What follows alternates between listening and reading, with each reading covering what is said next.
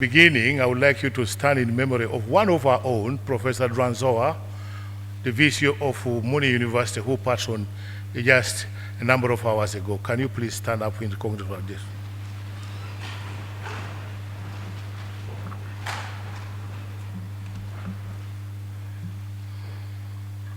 May her soul rest in eternal peace. I would like to begin by saying that I am happy Makerere is resurrecting. I'm happy Makerere is a premier university. When I was hijacked on Thursday evening on this campus, I was told to report to Dr. Simenyu's office. I didn't even know where it was. And I was led there.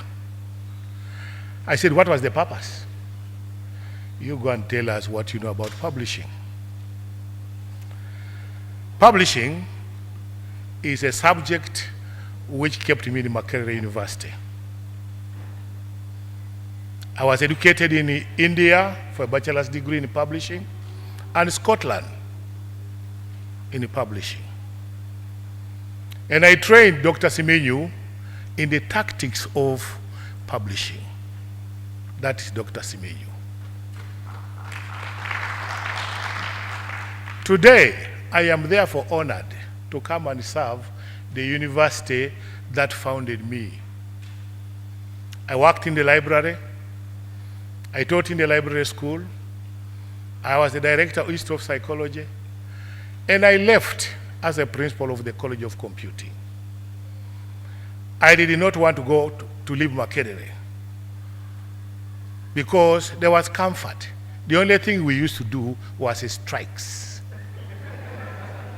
Strikes. Agitating for money.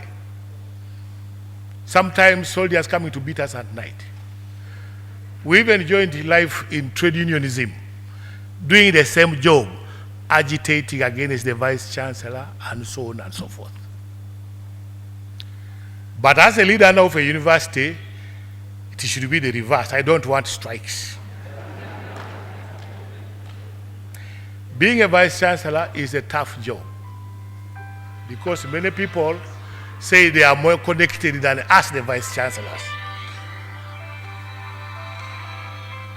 But we say, so long as I follow the regulations, we'll always survive until the day God says, you go away. Now, when I reported to Dr. Simenyu's office, the idea was, you go and talk about 100 years of scholarly publishing at Makerere, not at Makerere University, at Makerere. Meaning that you have to bring history on board. Because Makerere University became a university in 1970. Before that, it was the University of East Africa, Makerere College, this one. Dar es Salaam was also a part of it, the University of East Africa, and Nairobi. I want to say that the people who thought better to put Makerere here were very good people. Why? Because of what Makerere has contributed to this country. Julius Nyerere was a student here. The late president of Kenya, Mwai Kibaki, was also a student here. And many others, like most of the Rhodesians, were students of Makerere. And therefore, Makerere is like that thing in a roundabout there, a hen hatching eggs, but keeping her children well. Now, this is where my thank you comes from.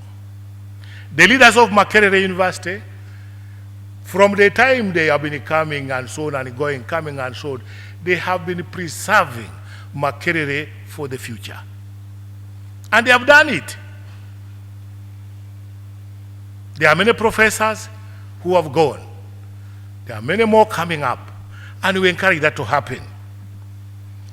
Therefore, I am happy to be here, the powerhouse of education in this country. And because of that, I will share with you the little I remember about all the efforts that we tried to bring about scholarly publishing into this university. I'll give you tidbits about how it developed. Of course, in 1922, none of us was there. In the 50s, in the 60s, 70s, and 80s, many of us are here. And the future is continuing. The other day, I was talking to my daughter, who sits in this room as a lecture room. She said, "Daddy, do you mean people here when they are dead about this book, what I saw when I died? Do they see? What do you mean?" I said, "That is it. It is not like street literature for you to go and talk straight, like Across the Bridge, one of the Kenyan books, about robbers and their girlfriends." He said, "What?" I said, publishing, scholarly publishing, is about researched work by scholars, by academicians for a defined community. She saw me with another one, that one, moving back into the future. She said, "You people are crazy." I thought the future is in the front, but you are moving at the reverse. What does that mean? I said, "That is why we're educated." Then he says, "No wonder you people are poor. Because who will read that book?" I said, "It's us who are at that level. We shall give those books to our students. We shall look for a market for them outside there. This is what we call scholarship. Contemporary issues." She said, "All right. Anyway, let me go and sleep." I said, "Good luck." The topic of this is 100 years of publishing. But I want to tell you one thing. Publishing starts in our heads with ideas. It was in 1945 that Sir Philip Mitchell touted the idea of establishing a press at Makerere.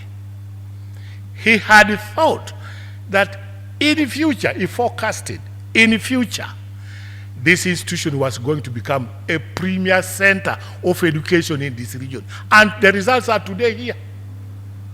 Philip Mitchell died. Long time ago, he was a Briton.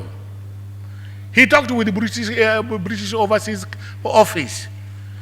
And they said there must be a university press in Makerere. In those days, the definition was not a publishing house, but a printery. The then rulers at that time sent someone called Yeko Mukasa to London to learn about printing at Makerere. And the printery was at the basement of the building which burnt down. When you go there, the basement is still there. That center was a center for keeping rifles, British rifles. It was also for printing.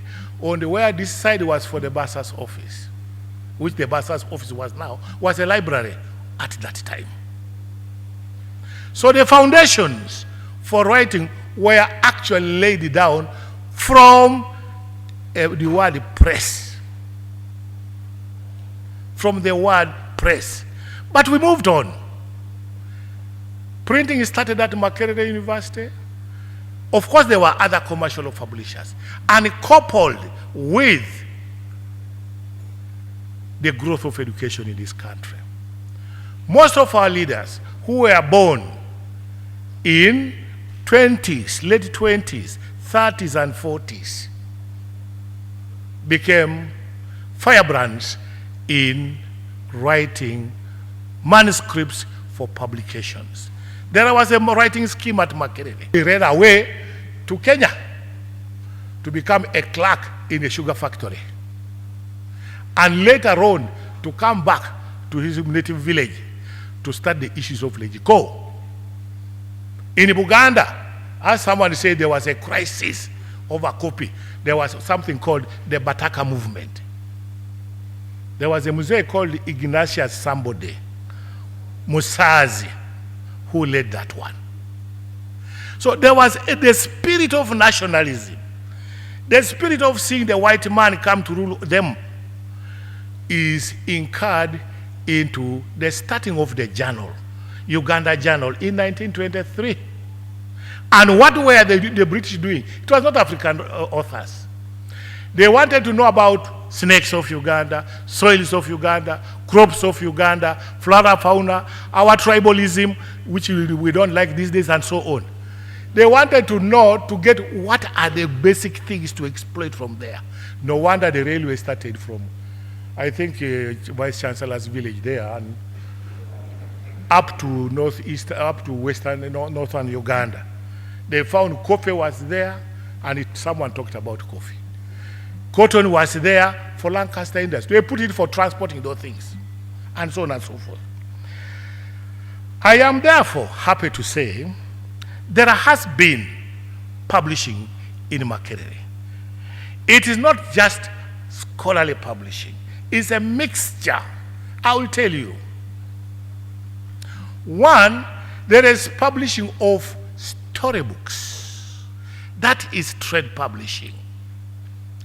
There has been publishing of textbooks. That's textbook publishing. We have also seen newsletters come and go. That's newsletter publishing. We tried with the Makerere University Press to bring a Makererian, the newspapers by the guild. That is newspaper publishing. So therefore, what is scholarly publishing? It's about publishing research work for a defined market called the scholars, academicians in institutions of higher learning, specifically universities. We have talked about scholars. Are we all scholars? The idea is no. Some are just generic presenters. Finished. To be a scholar, you must be well known. You must be referred to all the time, consulted. Everywhere in conferences you are there. Everywhere the journal articles you are there.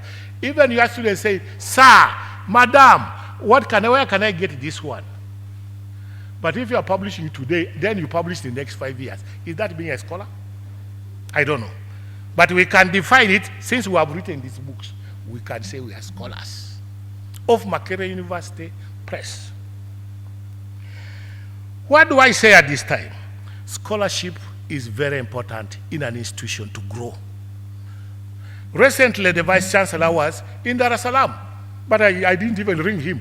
But I was reading he was in Dar es Salaam doing work because he is leading an institution where people have woken up to write. Go to mine. There is no book published yet. There are no scholars there. There are very few professors, about 4 or 5. Is that a university? Maybe 100 years from now it will be. 50 years from now it will be. In other words, the output of a scholarly press, this is one of them. This is one of them. It has made Makerere to be known. If it has been, these books have been marketed adequately. Professor Oswald Ndorerire talked about the different people who can read Runya Kitara. And I was thinking about it last night. Why are we going to tell you this? I said there are Tanzanians who can read that language. There are Congolese on the eastern side of Congo who can read that language. And the whole of that zone can read that thing. There is a market. Only what matters is how does it reach, how does that book reach there? Scholars' zone of performance is conferences. It is journal publication. It is books. when I was working in the library, I saw a big book written by Katende, Commercial Law in East Africa. I said, about over 700 pages. I said, where did this man get time?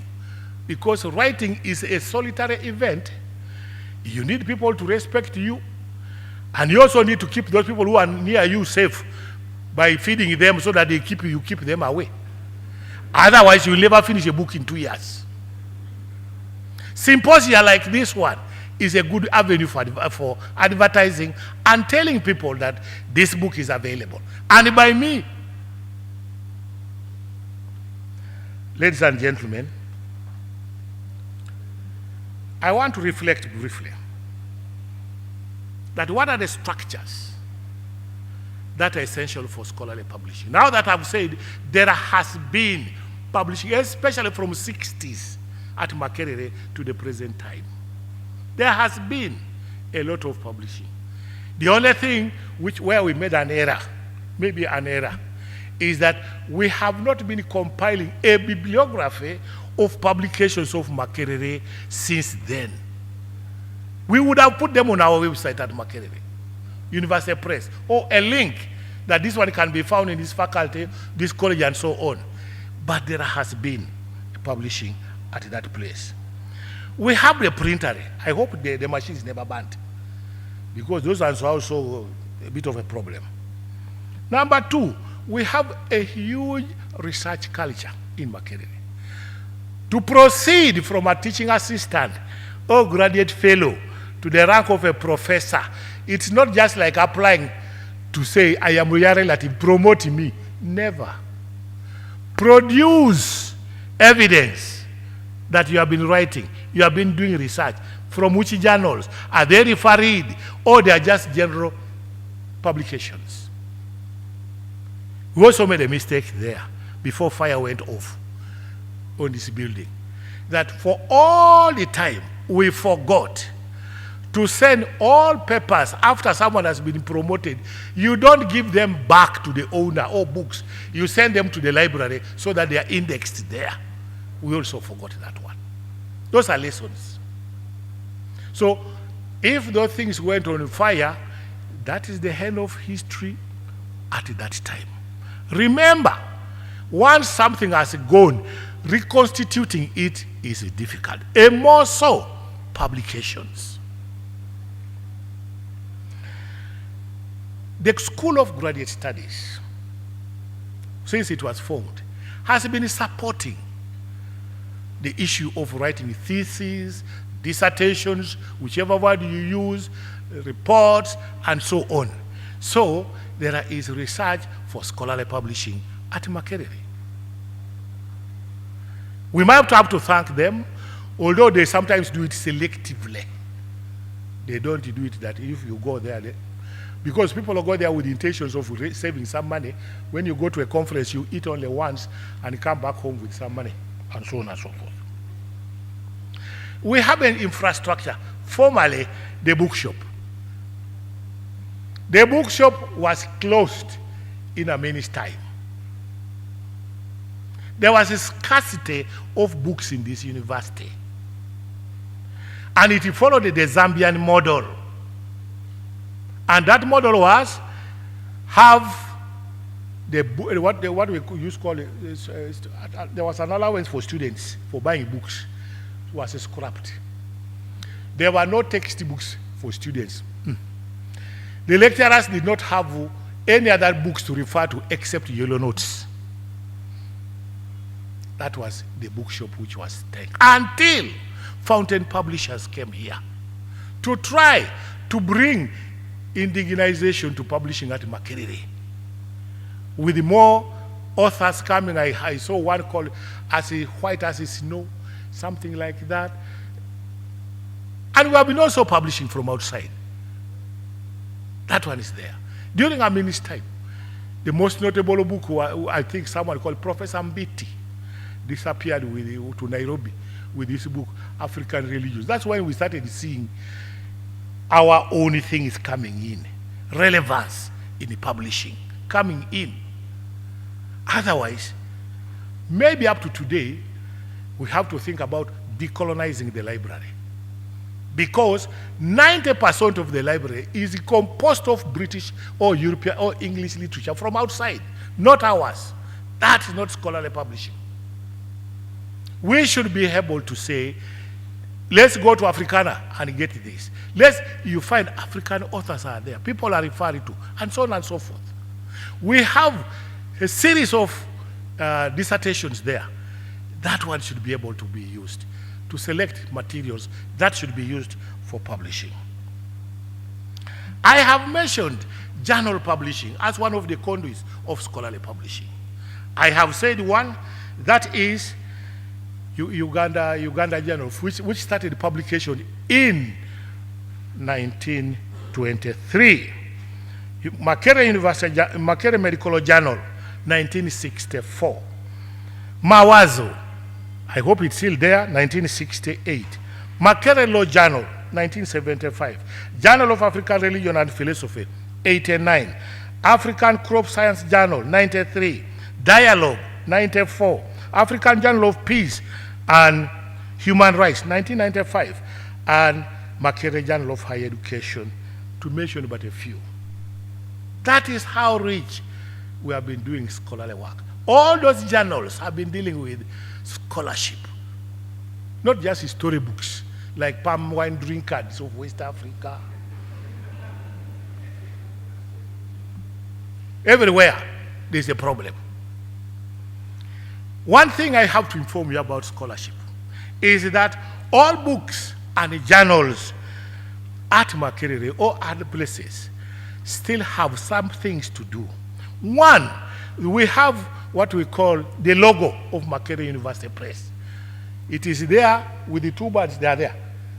Two birds facing each other with the, and so on and so on. Some of us may not even know these things. These things. What is this one? What is this one? How do you put up this one? And so on and so forth. We have, and below there, 1 inch above the book, there is what they call small letters, Makerere University. Then the press is bigger because the message is that it's coming from the press. Now, besides that logo, which I hope Makerere has registered legally, if not, anybody can copy it and go away with it. I remember someone took a photograph in about a main building, a Muzungu girl, and brought it as copyrighted. How do you copyright our things? No. Besides that, there are numbers for books. There's what we call ISBN number, International Standard Book Number, with a series of letters. There are numbers territorially to say this is East Africa. There are numbers for Uganda. There are numbers for the particular publishing house, and there is a number for the title. And we can know which is a fake one and which one is a good one, a correct one. Likewise, in serials, in journals, there is what we call ISSN by the International Standards Institute. Those ones also follow the same things. For us, we just push them there and sometimes give the numbers as we want, but it's not correct. So those numbers are for increasing visibility. 1 of the region, 2 of the country, 3 of the publishing house, and who are the people in charge. In 1995, we inaugurated Makerere University Press. We inaugurated Makerere University Press. And since then, it has been publishing and things going down. Publishing and things going down. So there has been an issue of consistency. Because of the difficulties of getting scholarship from Africa generally, and our country specifically, there has been some form of way of sorting out the problems. Helen Musanabera here is the chief librarian, professor. This one is a very important area of concern. That is African Journals Online. African Journals Online has a list of all journals published in Africa. And when the journal is not published on time, they just scrap it off to the archives. There is also another attempt. Directory of open access journals is also aimed at doing that. Ladies and gentlemen, why do we emphasize this? Is first, it is difficult for you to exist without people reading your work. If it doesn't get out of Makerere gates, keep it as an archive from the way they is published. And at this point, I want to say, generally, the issues of publishing scholarly works at Makerere.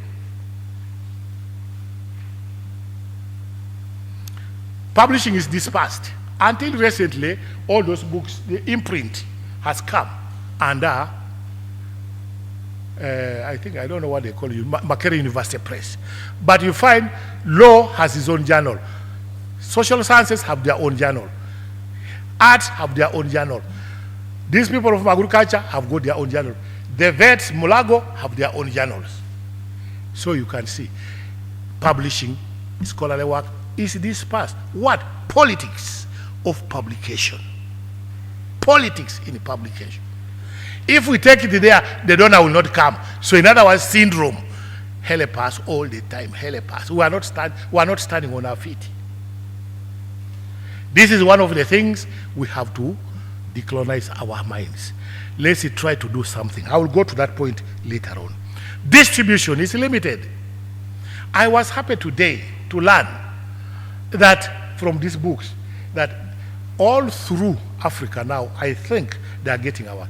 I don't know what friendship Dr. Simiyu has made with other university presses to tell them that at least make a review of my publications in yours, or order my work, I will supply you that one. I don't know, but distribution has been limited. Publication has been irregular. Some things come and they go to limbo. They all let to resurrect after some time when there is money. Makerere, for some time back, has not been preparing a budget for the university press. That's one of the reasons why it's like that. Having said that, there are opportunities to strengthen the press. Makerere. One of them is to take advantage of this author, these professors here, to write the books. And they have done it. More are needed. And distribution should be widened. There is what we call African Book Collective in London. It will help us to promote our books. There is these journals. There's also African books in print. That one could be an avenue by which we should be able to promote our books. Without that, it can be a problem. Therefore, there is evidence to show Makerere is going in the right direction. However, to make it better and more professional and more straightforward so that everybody knows, meetings like this is one of the most important things, where students and staff come on a colloquia and listen to people talking about their works, like we have done today. That's one internal one. It's cheap. You only book this room, maybe pay a little money to the owners for cleaning and so on. Then people will come and listen. And supply them with water. Because these days, there is what we call poverty original and poverty contextual. Poverty contextual means you still have money, but you cannot go and buy a book of 30,000, but you have 50. Then you can start calculating how much for beer tonight, how much for mukene, that kind of thinking. You see? But the most important thing is, let's put in a publications policy and widely distributed into the university, so that people don't complain that, me, I don't know what they are doing, and so on and so forth. A publications policy. And that policy should give us the structures of financing, the structures of asking for money, the structures for who is running a press. In fact, to be recognized, we should have a director of the press, not just an editor. These professors here are very hard people to deal with. If you are at their rank, they will listen. But if you are lower than them, they say, that one is also wasting our time. There are insinuations there also. Because I've been a manager of a publishing house, I know what they do. And there is also one thing, the editor, the director, be careful. If you have written a manuscript by NRM man, don't give FDC person to read it. They will say this is rubbish because the agenda is the best. The other side also, the agenda is the best. This one is rubbish. Ideologies also rule publishing. Scholarly wise. And then the issue of who are you? If I am a lecturer and there's a professor there, you make a mistake to let that man known to the professor. He said, who is that one? Which lecturer? What does he know? No, this day. Then he will criticize every sentence. A report is more than a manuscript. To wake up, it's just, let me leave it up. After all, I'm not going to get money out of it.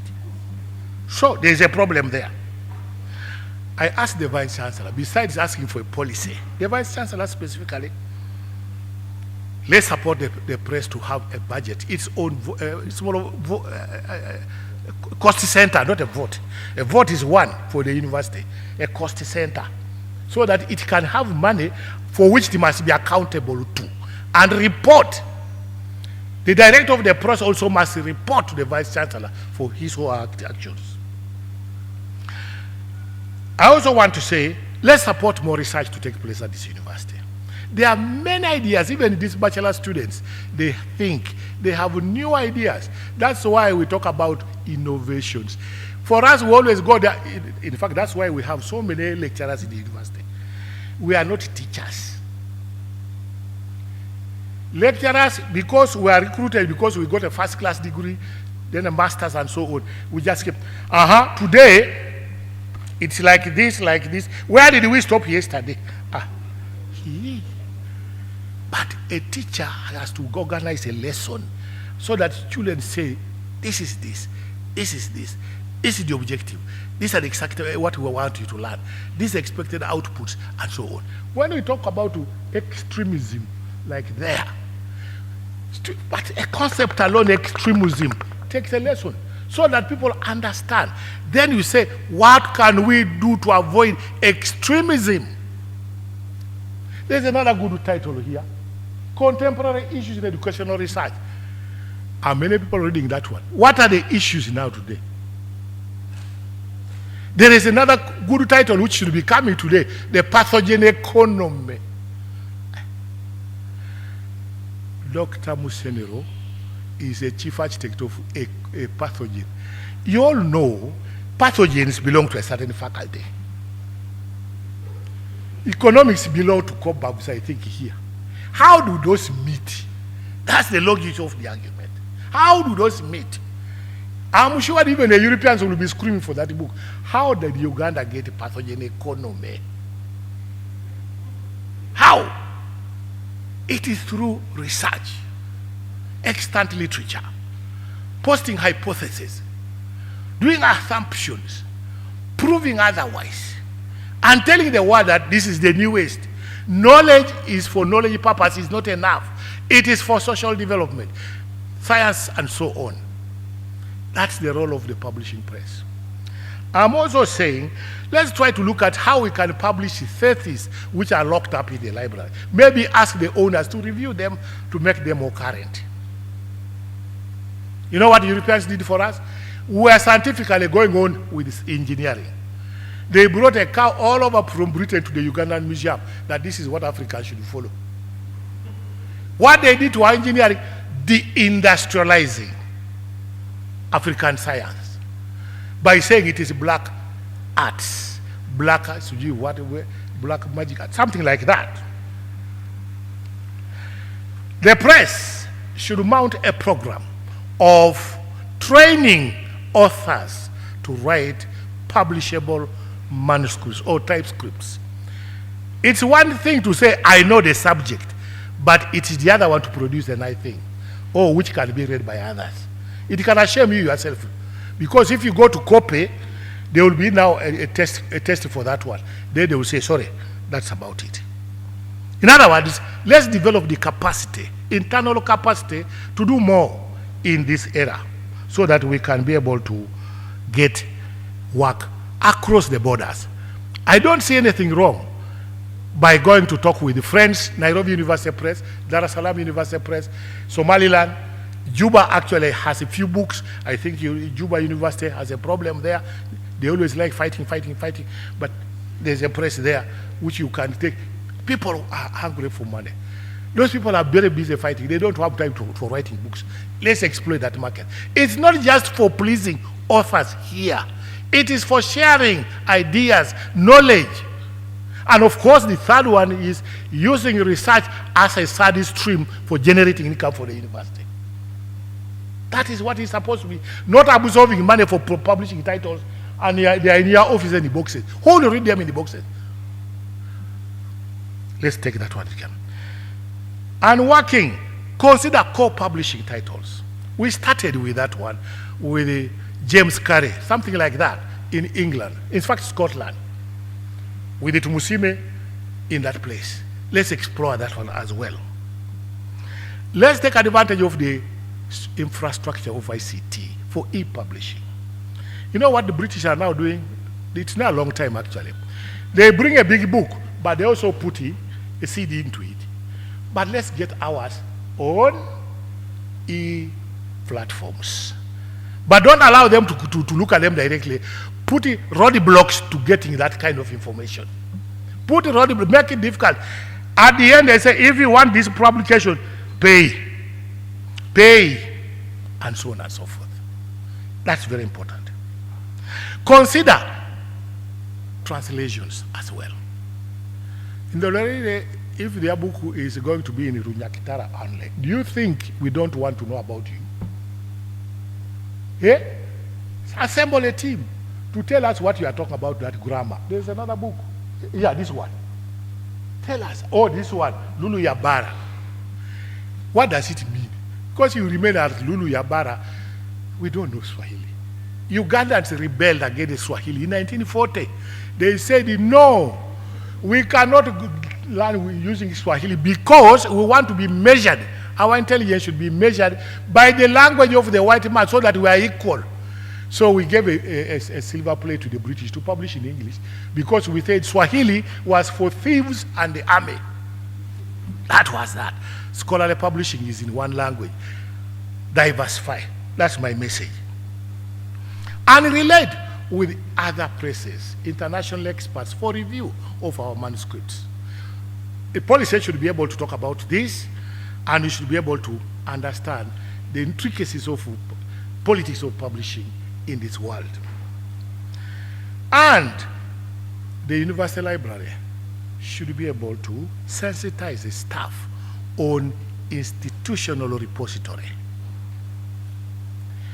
There is a resistance to bring your publications to the library to be put on the list of, in this space actually.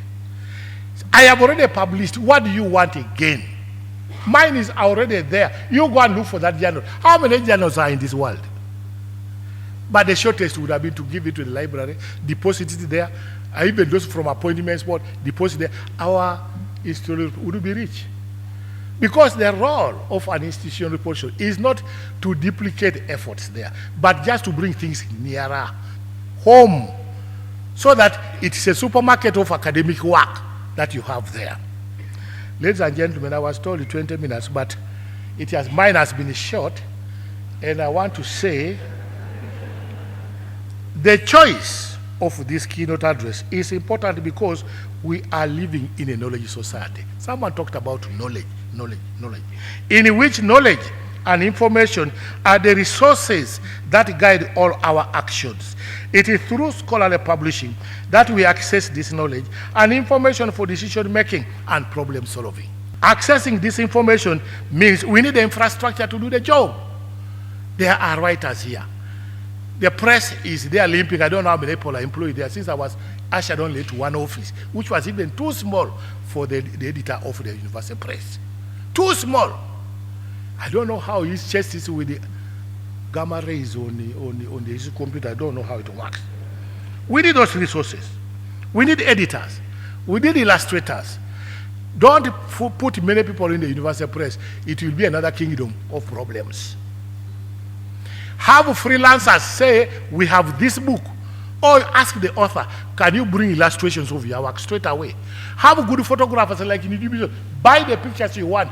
That is it. And make a book out. There is one new thing which has come out. Blended learning. All lecturers should be able to write their notes. Because we are now putting them on the net, reviewing them all the time. Why don't you make some of them books straight away? Blended learning. In India, the Indian lecturers do this. They get the course outline properly for the whole year, structure, the syllabus and so on. They put the title page, the next one is there, that if you read this book, you'll have BA, what, all things. People don't rush to buy those ones because they don't want to pay fees. They just want to hide away. But the book, I can read this one and I pass. Because most people go to the universities to pass and go and get jobs. Not to think again about the future. When the future becomes hard, they want masters. They come and study masters. They want to PhD. They have never been employed. Hey, what kind of a nation is this? That's the role which we must avoid. We need good copy editors, language editors, content editors. Language editors are just important for putting it to talk nicely on the page. But content editors are people who are experienced in that kind of thing. We must exploit international and regional publishing relations, because there we can be able to put the things across to the world, share. Even if you went to Kenya University Press today, it is sick. Even Dar es Salaam, I've been going there. It is also limping. Don't say you are bad love. My role is to put fire on you so that you prove. That is all I'm trying to say. With all these resources, Makerere University can make a bigger case and say in a scholarly machine, asante sana.